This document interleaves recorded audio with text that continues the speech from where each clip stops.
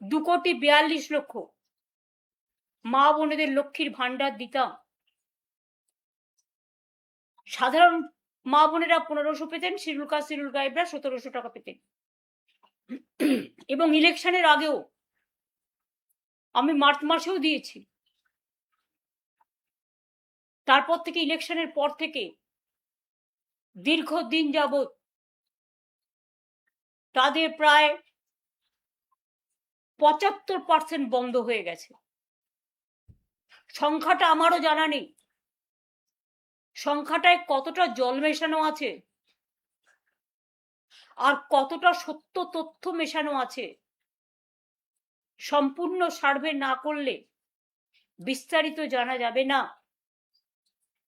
তবে এটা তো সত্যি, নির্বাচনের আগে যখন বিজেপির কর্মীরা, বিজেপির এজেন্সিরা, যারা তাদের হয়ে টাকা দিয়ে এলাকায় এলাকায় গিয়ে মা বোনেদের কাছে ফর্ম ফিল আপ করেছিলেন এবং প্রতিশ্রুতি দিয়েছিলেন বিজেপি জিতলে, ক্ষমতায় আসলে তাদের অন্নপূর্ণা ভান্ডার দেবেন, তখন কিন্তু কোনো কারণ লেখা ছিল না, কোনো শর্ত আরোপ ছিল না। যতদূর আমি দেখেছি মানুষকে প্রতারিত করা হয়েছিল। আমি বারবার বলতাম, যে কথা আজও বলছি, যে আমাদের সরকার থাকলে লক্ষ্মীর ভান্ডার আজীবন চলবে। দেখুন, একটা যে কোনো প্রজেক্ট করতে গেলে টাকার অঙ্কটা আগে, টাকাটা জমা রাখতে হয়। আমরা লক্ষ্মীর ভান্ডার করেছিলাম মা বোনেদের আত্মসম্মান, আত্মমর্যাদা, আত্মনির্ভরশীলতা এবং নিজেদের পায়ে দাঁড়ানোর জন্য। আর যারা আজকে কতিপয় মহিলাকে যাদের দিচ্ছেন, এমনকি বিজেপি পেলেও আমার কোনো দুঃখ নেই, যে কেউ পাক, আমার কোনো আপত্তি নেই, কিন্তু যাওয়ার পর কিন্তু আপনারা কি বলছেন, যোগ্যতা নেই। কই, সেদিন তো যোগ্যতার কথা বলেননি। বিজেপি ঠিক করবে কার যোগ্যতা আছে আর কার যোগ্যতা নেই। কেন মেয়েরা অন্নপূর্ণা ভান্ডার পাচ্ছে না, লক্ষ্মীর ভান্ডার পাচ্ছে না?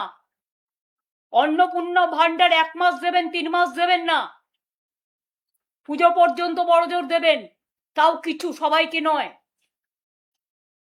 দেখে দেখে দিচ্ছেন, চেকে চেকে দিচ্ছেন, বর্ণ দেখে দিচ্ছেন, ধর্মও দেখছেন না। আপনারা হিন্দু ধর্ম ভালোবাসেন না, আপনাদের হচ্ছে হিন্দুত্ব।